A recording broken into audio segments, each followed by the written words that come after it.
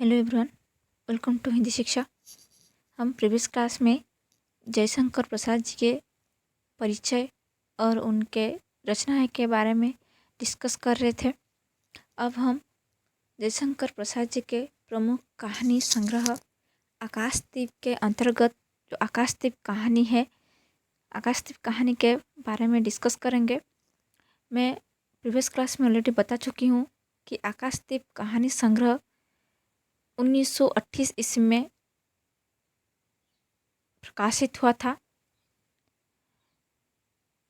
ठीक है, आकाशदीप कहानी संग्रह 1928 में प्रकाशित हुआ था। इस कहानी संग्रह में आकाशदीप कहानी है। आकाशदीप कहानी संग्रह के आकाशदीप कहानी अंतर्गत है। इस कहानी के कहानीकार जयशंकर प्रसाद। जयशंकर प्रसाद की सर्वोत्तम कहानियों में उनकी एक कालजयी एवं अविस्मरणीय कहानी है आकाशदीप। और आकाशदीप की प्राय सभी कहानियों का कथापट प्रेम की भावभूमि पर सृजित हुआ है।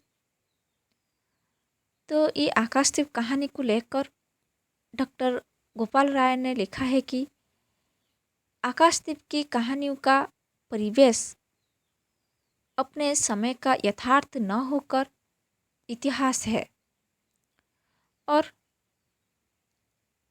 काल्पनिक कथाओं का रोमानी परिवेश है। ये गोपाल राय ने लिखा है आकाशदीप कहानी के बारे में।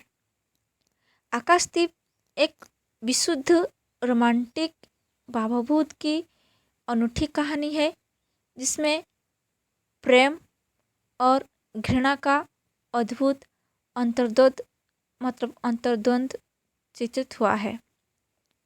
और ये जो कहानी है, इस कहानी का आरंभ कहाँ से होता है ना, दो बंदियों से ही होता है।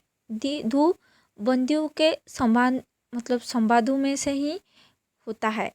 वो दो बंदियों का नाम क्या है? बुधगुप्त और चंपा। विजय मोहन सिंह ने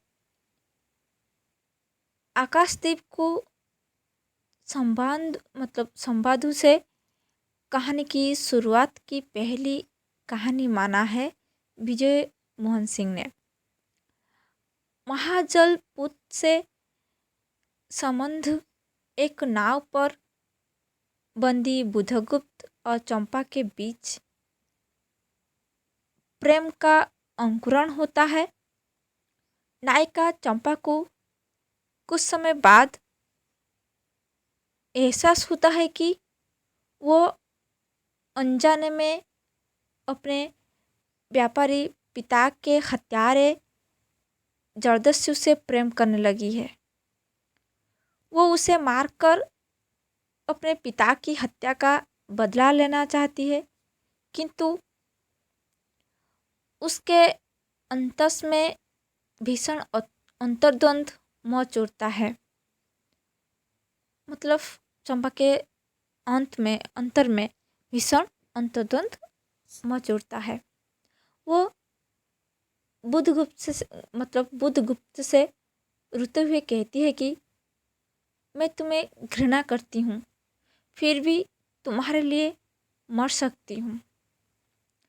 अंधेर है, वो कह रहे कि अंधेर है जरदस्यु, तुम्हें प्यार करती हूँ। तो यहाँ पर डॉक्टर गोपाल राय के शब्दों में कहा जा सकता है कि प्रेम और घृणा का ऐसा द्वंद्व और परस्पर स्पर्धी न शायद ही हिंदी की किसी और कहानी में मिले। ये गोपाल राय ने अपने शब्द में कहा है। और इस कहानी की नायिका जो है चंपा, ये बुधगुप्त की रानी बनकर उस द्वीप में रहने के बजाय ग्रामवासियों के बीच सन्यासीन बनकर रहना गवारा करती है और द्वीप के तट पर भटके हुए जहाज़ों को रोशनी दिखाने के लिए एक स्तंभ बनवाकर वहाँ आकाशदीप स्थापित कर देती है। प्रेमी बुधगुप्त एकाकी भारत लौटता है और चंपा आजीवन उस दीप स्तंभ में आलोक बिखरती है।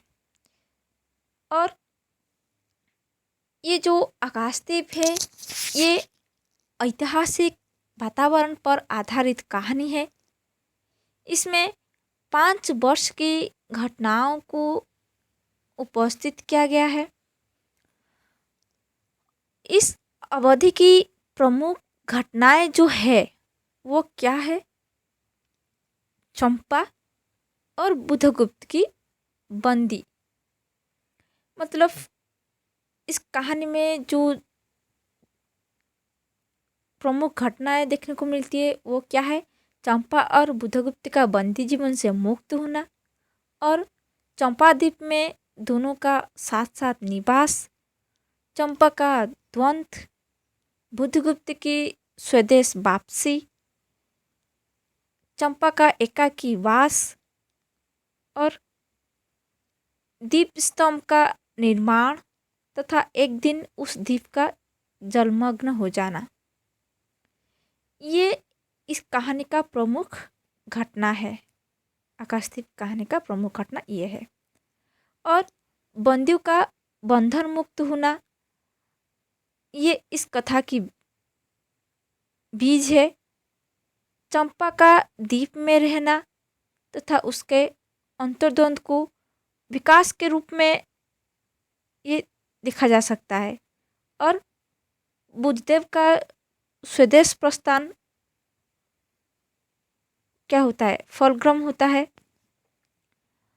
और जिस तरह कथानक का प्रारंभ नाटकीय है, उत्कर्षवर्धक एवं मनोरम भी है, उसी प्रकार कथा का अंत भी भावात्मक एवं दुखद भी है। और सारा कथानक जो है, इस कहानी का सारा कथानक प्रेम एवं प्रतिशोध के द्वंद्व पर ही आधारित है। और आदर्श प्रेम की स्थापना, नया कर्तव्य के द्वंद्व में कर्तव्य की विजय दिखाना इस कहानी का क्या है? उद्देश्य है। और ये कहानी ऐतिहासिक वातावरण में तो है, लेकिन किंतु इसका ऐतिहासिक जो परिवेश जो है ये काल्पनिक है। ठीक है, तो देखिए ये तो मैंने आकाशदीप के बारे में जो भी दिखने को मिलता है मैंने बताई। तो और भी इस कहानी में क्या दिखने को मिलता है तो पढ़ने के बाद पता चलेगा। तो देखिए, पढ़ेंगे आकाशदीप जो कहानी इसमें क्या लिखा है। देखिए, बंदी क्या है? सुने दो, मुक्त होना चाहते हो? अभी नहीं, निद्रा खुलने पर चुप रहो, फिर अवसर न मिलेगा।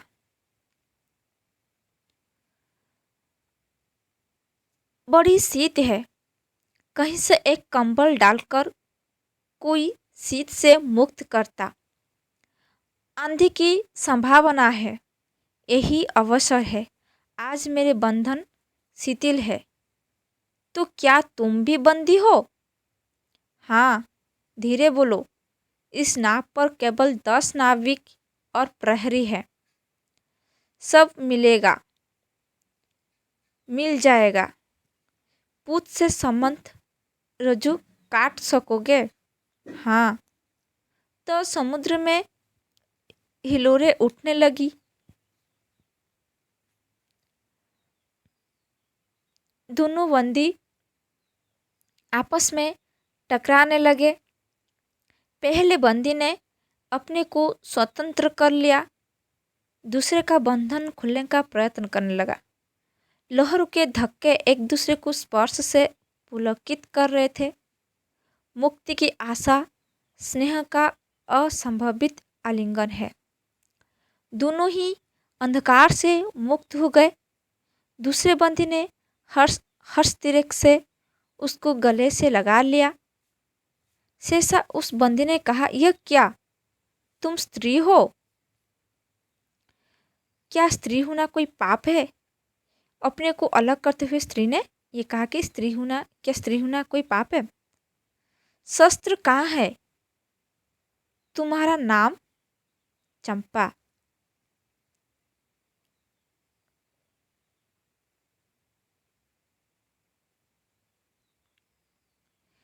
तारक खचित नील अंबर और समुद्र के आकाश में पवन उधम मचा रहा था।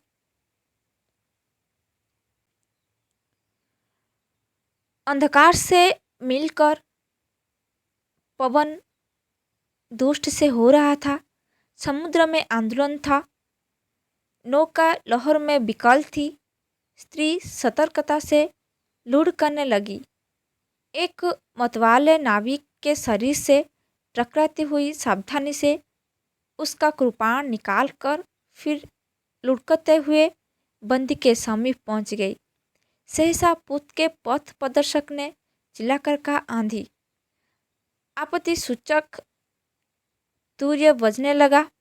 सब सावधान होने लगे। बंदी युवक उसी तरह पड़ा रहा। किसी ने रस्सी पकड़ी। कोई पुल खुल रहा था, पर युवक बंदी ढुलक कर उस रज्जू के पास पहुंचा जो पुत से संलग्न थी। तारे ढंक गए। तरंगे उदलित हुई। समुद्र गरजने लगा। भीषण आंधी पिशाचिनी के समान नाव को अपने हाथों में लेकर कंदूक क्रीड़ा और अट्टहास करने लगी। इस झटके के साथ ही नाव स्वतंत्र थी। उस संकट में भी दोनों बंदी खिलखिलाकर हंस पड़े। आंधी के हाहाकार में उसे कोई न सुन सका। अनंत जलनिधि में उषा का मधुर आलोक फूट उठा। सुनहली किरणों और लहरों की कोमल सृष्टि मुस्कुराने लगी। सागर शांत था। नाविक ने देखा पूत का पता नहीं, बंदी मुक्त है। तो नायक ने कहा, बुधगुप्त, तुमको मुक्त किसने किया? तो कृपाण दिखाकर बुधगुप्त ने कहा, इसने। तो नायक ने कहा, तुम्हें फिर बंदी बनाऊंगा। किसके लिए? पूताध्यक्ष मणिभद्र अतल जल में होगा नायक। अब इस नौका का स्वामी मैं हूँ। तुम? जलदस्यु बुधगुप्त, कदापि नहीं। चौंक कर नायक ने कहा और अपना कृपाण टटोलने लगे। चंपा ने इसके पहले उस पर अधिकार कर लिया था। वो क्रोध से उछल पड़ा। कृपाण टटोलने का मतलब खंडा एमती किसे खंडा एमती बुलाते हैं कृपाण को। तो ये कृपाण टटोलने का मतलब। तो चंपा ने इसके पहले उस पर अधिकार कर लिया था। वो क्रोध से उछल पड़ा। तो तुम द्वंद्व युद्ध के लिए प्रस्तुत हो जाओ। जो विजयी होगा वही स्वामी होगा। इतना कहकर बुधगुप्त ने कृपाण देने का संकेत किया।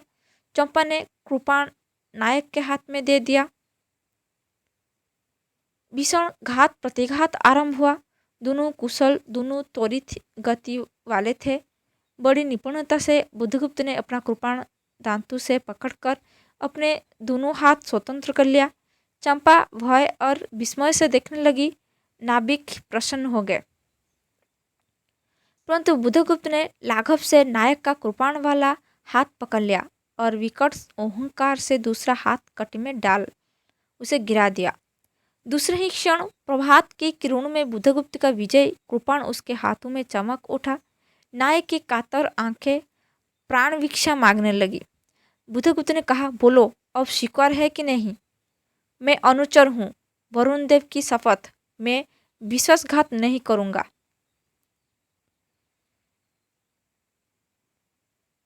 तो बुधगुप्त ने उसे छोड़ दिया।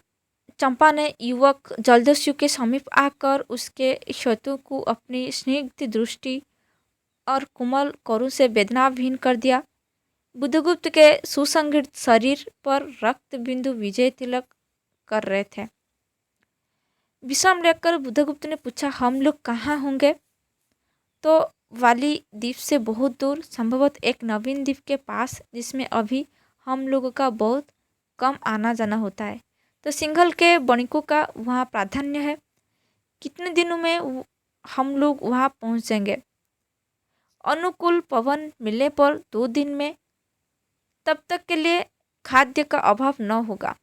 सहसा नायक ने नाविकों को डांड लगाने की आज्ञा दी और स्वयं पतवार पकड़कर बैठ गया। बुद्धगुप्त के पूछने पर उसने कहा, यहाँ एक जलमग्न शैलखंड है, सावधान न रहने से नाव टकराने का भय है। तुम्हें इन लोगों ने बंदी क्यों बनाया? वणिक मणिभद्र की पाप वासना ने। तुम्हारा घर कहाँ है? जाह्नवी के तट पर। चंपा नगरी की एक क्षेत्रीय बालिका, मतलब चंपा नगरी की एक क्षेत्रीय बालिका है। पिता इसी मणिभद्र के यहाँ प्रहरी का काम करते थे। माता का देहावसान हो जाने पर मैं भी पिता के साथ नाव पर ही रहने लगी। मतलब चंपा ने पिता के साथ नाव में रहने लगी। 8 वर्ष से समुद्र ही मेरा घर है। तुम्हारे आक्रमण के समय मेरे पिता ने 7 दस्युओं को मारकर जल समाधि ली। 1 मास हुआ मैं इस लीन नभ के नीचे नील जल नदी के ऊपर भयानक अनंतता में निसहाय हूँ, अनाथ हूँ। मणिभद्र ने मुझसे एक दिन घृणित प्रस्ताव किया।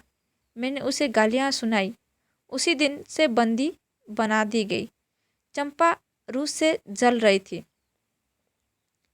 मैं भी ताम्रलिप्त का क्षेत्र हूँ चंपा, परंतु दुर्भाग्य से जलदस्यु बनकर जीवन बिताता हूँ। अब तुम क्या करोगी? मैं अपने अदृष्ट को अनिर्दिष्ट ही रहने दूंगी, वो जहाँ ले जाए। चंपा की आंखें निसीम प्रदेश में निर्दिष्ट थी। किसी आकांक्षा के लाल डोरे न थे।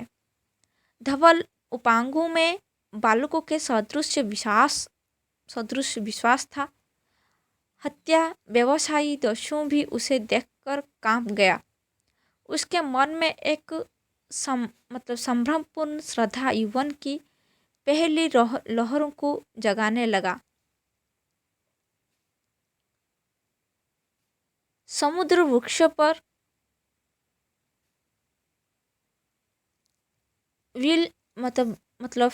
विलंबमयी राग रंजित संध्या थिरकने लगी। चंपा के असंयत कुंतल उसकी पीठ पर बिखरे थे। दुर्दांत दस्यु ने देखा कि अपनी महिमा में अलौकिक एक तरुण बालिका है। वो विस्मय से अपने हृदय को टटोलने लगे। उसे एक नई वस्तु का पता चला, वह थी कोमलता। उसी समय नायक ने कहा, हम लोग द्वीप के पास पहुंच गए। बेला से नाव टकराई। चंपा निर्भीकता से कूद पड़ी। माझी भी उतरे। बुद्धगुप्त ने कहा, जब इसका कोई नाम नहीं है तो हम लोग इसे चंपा द्वीप कहेंगे। चंपा हंस पड़ी। 5 वर्ष बाद शरद के धवल नक्षत्र लीन गगन में झिलमिला रहे थे। चंद्र की उज्ज्वल विजय पर अंतरिक्ष में शरद लक्ष्मी ने आशीर्वाद के फूलों और खिलों को बिखेर दिया। चंपा एक ऊंच सौध पर बैठी हुई तरुणी चंपा दीपक जला रही थी। बड़े यत्न से अभ्र की मंजूषा में दीपक धरकर उसने अपनी सुकुमार उंगलियों से डोरी खींची। वह दीपाधार ऊपर चढ़ने लगा। भोली भाली आंखें उसे ऊपर चढ़ते बड़े हर्ष से देख रही थी। डोरी धीरे धीरे खींची गई। चंपा की कामना थी कि उसका आकाशदीप नक्षत्रों में हिल मिल जाए, किंतु ऐसा होना असंभव था। उसने आशा भरी आंखें फिरा ली। सामने जल राशि का रजत श्रृंगार था। वरुण बालिकाओं के लिए लहरों से हीरे और नीलम की क्रीड़ा और शैलमालाएं बना रही थी, और वे मायावीन छलनाएं अपनी हंसी का कलनाद छोड़कर छिप जाती थी। दूर दूर से धीवरों का वंशी झंकार, उससे कंडिल का प्रतिबिंब अस्त व्यस्त था। वह अपनी पूर्णता के लिए सैकड़ों चक्कर काटता था। वह अनमनी होकर उठ खड़ी हुई। किसी को पास न देखकर पुकारा जया। एक श्यामा युवती सामने आकर खड़ी हुई। वह जंगली थी। नील नभोमंडल से मुख में शुद्ध नक्षत्रों की पंक्ति के समान उसके दांत हंसते ही रहते। वो चंपा को रानी कहती। बुद्धगुप्त की आज्ञा थी।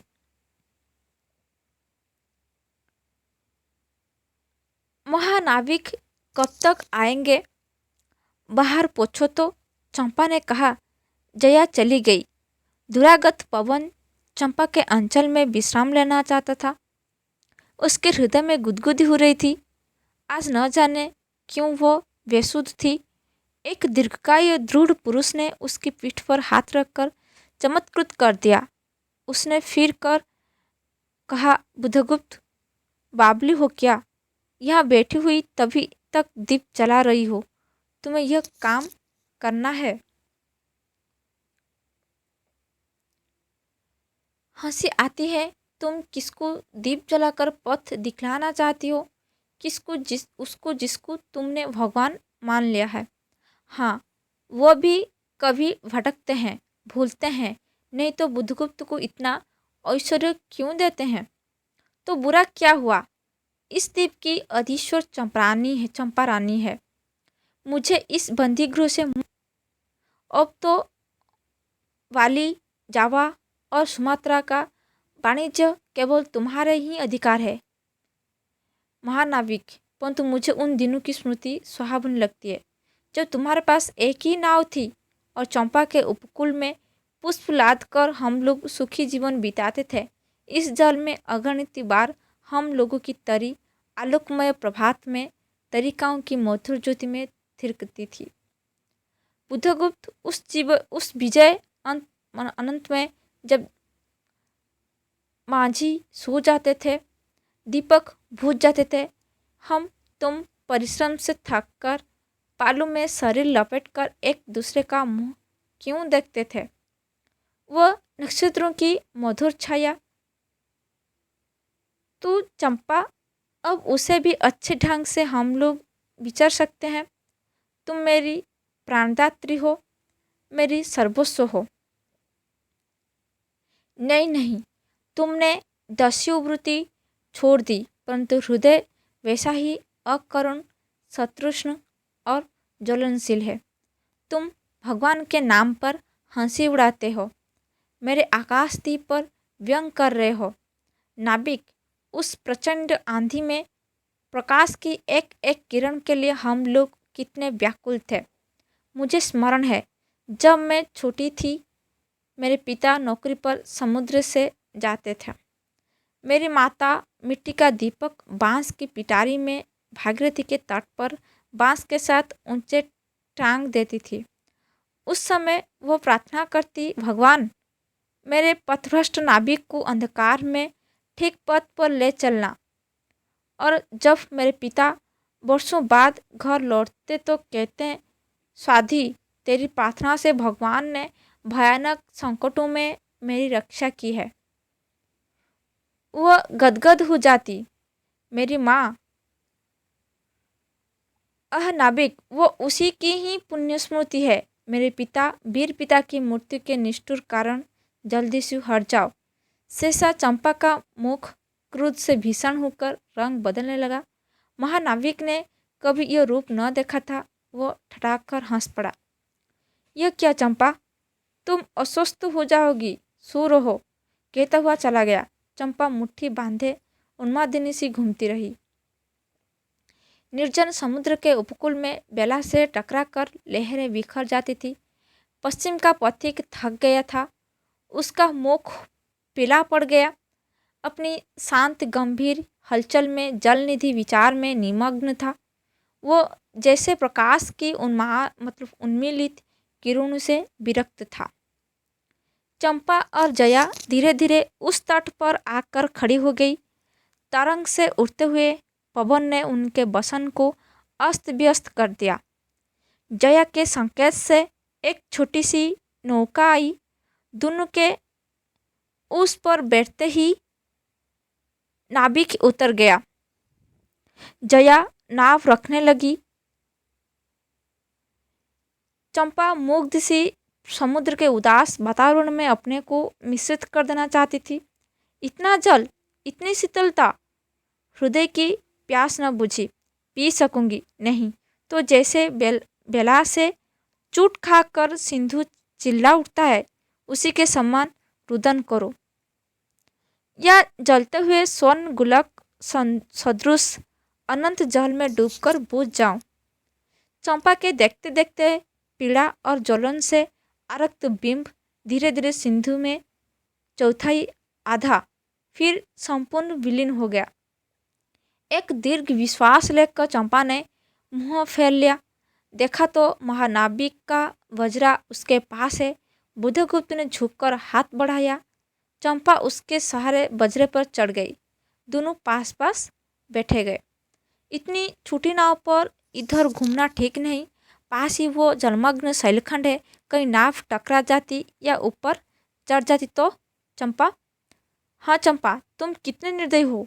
बुधगुप्त को आज्ञा देकर देखो तो, कहो क्या नहीं मर सकता, नहीं कर सकता, जो तुम्हारे लिए नए द्वीप की सृष्टि कर सकता है, नई प्रजा खुश कर सकता है, नए राज्य बना सकता है, उसकी परीक्षा लेकर देख तो। कहो चंपा। वो कृपाण से अपना हृदय पिंड निकाल अपने हाथों अतल जल में विसर्जन कर दे तो महानाविक, जिसके नाम से वाली, जावा और चंपा का आकाश गूंजता था, पवन थराता था, घुटनों के बल चंपा के सामने छलछलाई आंखों से बैठ था। सामने शैलमाला की चोटी पर हरियाली में विस्तृत जल देश में नील पिंगल संध्या, प्रकृति की सहृदय कल्पना, विश्राम की शीतल छाया स्वप्नलोक का सृजन करने लगी। उस मोहनी के रहस्यपूर्ण नील जाल का कुहक स्फुट हो उठा, जैसे मदिरा से सारा अंतरिक्ष सिक्त हो गया। सृष्टि नील कमल से भर उठी। उस सौरभ से पागल चंपा ने बुधगुप्त के दोनों हाथ पकड़ लिए। वह एक आलिंगन हुआ, जैसे क्षितिज में आकाश और सिंधु का, और किंतु उस प्रारंभ में सहसा चैतन्य होकर चंपा ने अपनी कुंचकी से एक कृपाण निकाल लिया। बुधगुप्त, आज मैं अपने प्रतिशोध का कृपाण अतल जल में डुबा देती हूँ। हृदय ने छल किया, बार बार धोखा दिया। चमक कर वह कृपाण समुद्र का हृदय बेचता हुआ विलीन हो गया। तो आज से मैं विश्वास करूं, क्षमा कर दिया गया। आश्चर्य कंपित कंठ से महानाविक ने पूछा, विश्वास कदापि नहीं बुधगुप्त। जब मैं अपने हृदय पर विश्वास नहीं कर सकी, उसी ने धोखा दिया, तो मैं कैसे कहूँ। मैं तुमसे घृणा करती हूँ, फिर भी तुम्हारे लिए मर सकती हूँ। अंधर है, जलदस्यु, तुम्हें प्यार करती हूँ। चंपा रो पड़ी। ये कहकर चंपा रो पड़ती है। वह स्वप्नों की रंगीन संध्या तुमसे अपने आंखें बंद करने लगी थी। दीर्घ विश्वास लेकर महानाविक ने कहा, इस जीवन की पुण्यतः घड़ी की स्मृति में एक प्रकाश गृह बनाऊंगा चंपा। यहीं उस पहाड़ी पर संभव है कि मेरे जीवन की धुंधली संध्या उससे आलोकपूर्ण हो जाए। चंपा के दूसरे भाग में एक मनोरम शैलमाला थी। वो बहुत दूर तक सिंधु जल में निमग्न थी। सागर का चंचल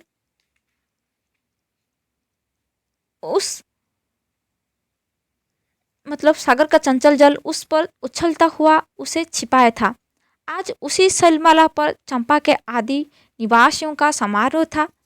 उन सब ने चंपा को बंदेवी सा सजाया था। ताम्रलिप्त के बहुत से सैनिक और नाविकों की श्रेणी में वन कुसुम विभूषिता चंपा शिविकारूढ़ होकर जा रही थी। शैली के एक ऊंचे शिखर पर चंपा के नाविकों को सावधान करने के लिए सुदृढ़ दीप स्तंभ बनवाया गया था। आज उसी का महोत्सव है। तो बुधगुप्त स्तंभ के द्वार पर खड़ा था। सहायता देखकर शिविका से चंपा को उसने उतारा। दून ने भीतर पदार्पण किया था कि बांसुरी और ढोल बजने लगे। पंक्तियों में कुसुम भूषण से सजी वन बालाएं फूल उछलती हुई नाचने लगी। दीप स्तंभ की ऊपरी खिड़की से ये देखती हुई चंपा ने जया से पूछा, ये क्या है जया? इतनी बालिकाएं कहाँ से बटोर लाई? आज रानी की ब्याह है ना? कहकर जया ने हंस दिया। तो बुधगुप्त विस्तृत जलनिधि की तरफ देख रहा था। उसे झकझोर कर चंपा ने पूछा, क्या यह सच है? यदि तुम्हारी इच्छा हो तो यह सच भी हो सकती चंपा। कितनी वर्षों से मैं ज्वालामुखी को अपनी छाती में दबाए हूँ। चुप रहो महानाविक। क्या मुझे निसहाय और कंगाल जानकर तुमने आज यह प्रतिशोध लेना चाहा? मैं तुम्हारे पिता का घातक नहीं चंपा। वो एक दूसरे दस्यु के शस्त्र से मरे। यदि मैं इसका विश्वास कर सकती, बुधगुप्त वो दिन कितना सुंदर होता, वो क्षण कितना स्मरणीय है। तुम इस निष्ठुरता में भी कितने महान होते। जया नीचे चली गई थी। स्तंभ के संकीर्ण प्रकोष्ठ में बुधगुप्त और चंपा एकांत में एक दूसरे के सामने बैठे थे। तो बुधगुप्त ने चंपा के पैर पकड़ लिए और उच्छ्वासित शब्दों में वो कहने लगा, चंपा, हम लोग जन्मभूमि भारतवर्ष से कितने दूर इन निरीह प्राणियों से इंद्र और शनि के समान पूजित हैं, परंतु जाने कौन सा अभिशाप हम लोगों को अभी तक अलग किए हैं। स्मरण होता है कि वो दार्शनिक का देश, वो महिमा का प्रतिमा, मुझे वो स्मृति नित्य आकर्षित करती है, परंतु मैं क्यों नहीं जाता? जानते हो, इतना महत्व प्राप्त करने पर भी मैं कंगाल हूँ। मेरा पत्थर सा हृदय एक दिन सहसा तुम्हारे स्पर्श से चंद्रकांत मणि की तरह द्रवित हुआ। तो चंपा, मैं ईश्वर को नहीं मानता, मैं पाप को नहीं मानता, मैं दया को नहीं समझ सकता, मैं उस लूप में विश्वास नहीं करता, पर मुझे अपने हृदय में एक दुर्बल अंश पर श्रद्धा हो चली है। तुम न जाने कैसे एक बहकी हुई तारिका के समान मेरे शून्य में उदित हो गई हो। आलू की एक कोमल रेखा इस निविड़ तम में मुस्कुराने लगी। पशुबल और धन के उपासक के मन में किसी शांत और कांत कामना की हंसी खिलखिलाने लगी, पर मैं न हंस सका। चलोगी चंपा? पुतवाहिनी पर असंख्य धनराशि लाद कर राजधानी सी जन्मभूमि के अंक में आज हमारा परिणय हो। कल ही हम लोग भारत के लिए प्रस्थान करें। महानाविक बुधगुप्त की आज्ञा सिंधु की लहरें मानती है। वे स्वयं उस पुष्पपुंज को दक्षिण पवन के समान भारत में पहुंचा देगी। आओ चंपा, चलो। चंपा ने उसके हाथ पकड़ लिए। किसी आकस्मिक झटके ने एक पल भर के लिए दोनों के अंधरों को मिला दिया। सहसा चैतन्य होकर चंपा ने कहा, बुद्धगुप्त, मेरे लिए सब भूमि मिट्टी है, सब जल तरल है, सब पवन शीतल है। कोई विशेष आकांक्षा हृदय में अग्नि के समान प्रज्वलित नहीं। सब मिलाकर मेरे लिए एक शून्य है। प्रिय नाविक, तुम स्वदेश लौट जाओ वैभव का सुख भोगने के लिए और मुझे छोड़ दो इन निरीह भूले भाले प्राणियों के दुखों में सहानुभूति और सेवा के लिए। तब मैं अवश्य चला जाऊंगा चंपा। यहाँ रहकर मैं अपने हृदय पर अधिकार रख सकूं, इसमें संदेह है। और किन लहरों में मेरा विनाश हो जाए। महानाविक के उच्छ्वास में विकलता थी। फिर उसने पूछा, तुम अकेली यहाँ क्या करोगी? पहले विचार था कि कभी कभी इस दीप स्तंभ पर से आलोक जलाकर अपने पिता की समाधि का इस जाल में अन्वेषण करोगी, किंतु देखती हूँ कि मुझे भी इसी में जलना होगा, जैसे आकाशदीप की तरह। एक दिन स्वर्ण रहस्य के प्रभात में चंपा ने अपने दीप स्तंभ पर से देखा, सामुद्रिक नावों की एक श्रेणी चंपा का उपकूल छूटकर पश्चिम उत्तर की तरफ महाजल व्याल में समान संतरण कर रही है। उसकी आंखों से आंसू बहने लगे। यह कितनी ही शताब्दियों पहले की कथा है। चंपा आजीवन उस दीप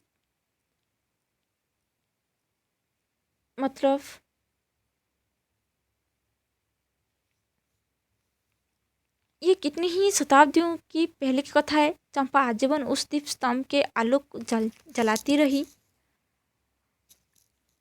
और किंतु उसके बाद भी बहुत दिन दीप निवासी उस माया, ममता और स्नेह सभा की देवी की समाधि सदृश पूजा करते हैं। एक दिन एक दिन काल के कठोर हाथों ने उसे भी अपनी चंचलता से गिरा दिया। तो ये आकाशदीप जो कहानी तो हम क्या समझे ना ना ये जो कहानी, ये प्रेम की भावभूमि प्रतिष्ठित प्रेम की भावभूमि प्रतिष्ठित इस कहानी में चंपा और बुद्धगुप्त के प्रेम एवं चंपा के हृदय में जो भीषण अंतर्द्वंद है, ये इस कहानी में वर्णन हुआ है। और इस कहानी के पात्र कौन है? बुद्धगुप्त, चंपा और जया। इस कहानी में पात्र देखने को मिलता है। और ये जो कहानी विशुद्ध रोमानी कहानी है, जिसमें प्रेम और घृणा के द्वंद्व का चित्रण हुआ है। तो ये इस कहानी का उद्देश्य है कि प्रेम और घृणा के द्वंद्व का चित्रण, ये इस कहानी का उद्देश्य है। और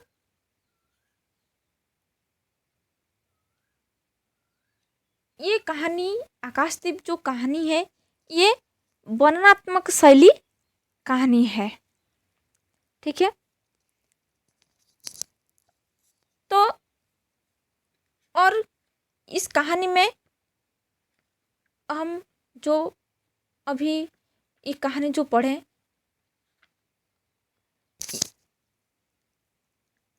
तो इस कहानी से आप सभी को क्या समझ में आया ना? ये कहानी दो बंदियों से ही शुरू होता है, बुद्धगुप्त और चंपा।